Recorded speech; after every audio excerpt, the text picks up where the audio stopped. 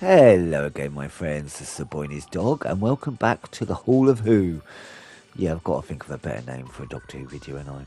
Anyway, in today's episode, we are taking a look at the new Steelbook release of The War Between the Land and the Sea.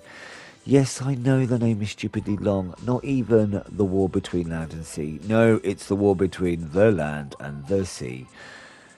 Anywho, this was originally shown over 5 episodes during Christmas last year on the BBC and was the final part of the deal they had with Disney, which also included the 2 seasons with the 15th Doctor, who is now floating around in space looking suspiciously like Rose Tyler or Bad Wolf or something. Maybe we'll find out next Christmas, who knows. The sad thing is, outside the UK, most of the world have yet to see this show, as Disney has deemed so far to not want to show it. For no particular reason whatsoever, just because they're dicks, I suppose.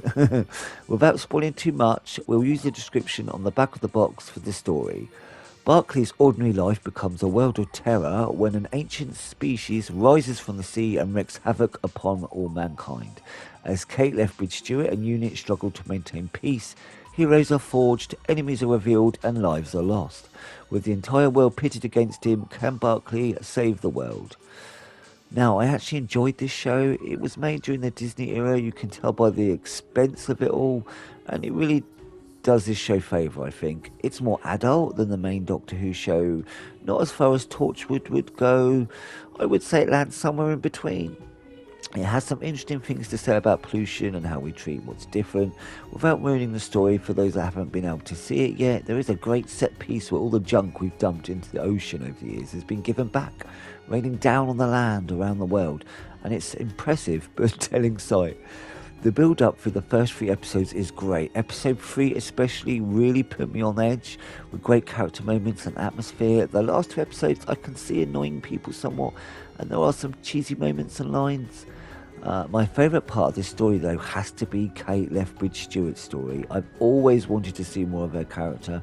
She's been in Doctor Who so long, always felt she deserved more, and finally she's got it. And her acting broke me bloody heart at points. She was amazing. And yes, I adored the extra credit scene at the end. After everything, I'm totally weathering that moment. But after seeing this, I really want a whole new Unit TV series. Yes, please, and thank you. Right, let's take a look at the collection itself. I do quite like this cover. I don't know if you can you see him better now? See, there's one of the sea devils. Well, I have to call them that anymore. Splashing in the water. There's the side. I do love these steel books. And this is the cardboard back. If I zoom in, there you go. There's a little bit about the story. And there's all the extras, which I will get back to in a second. I'll take out the old cardboard. And then we'll flip it open and we'll look at the back. But that is a little bit gorgeous, isn't it? It's not a proper full wraparound picture, but that's quite cool. That's obviously an important scene in the story. The guy does like to swim with the fishes. The discs themselves, I like the fact it's got the 2 halves there. But they make more sense when you take the discs out, which I do now. You can see the inlay. See, on the one side we got him, on the other we got the fish lady. So it's very much like a Romeo and Juliet type jobby. But yeah, it's much more than that though.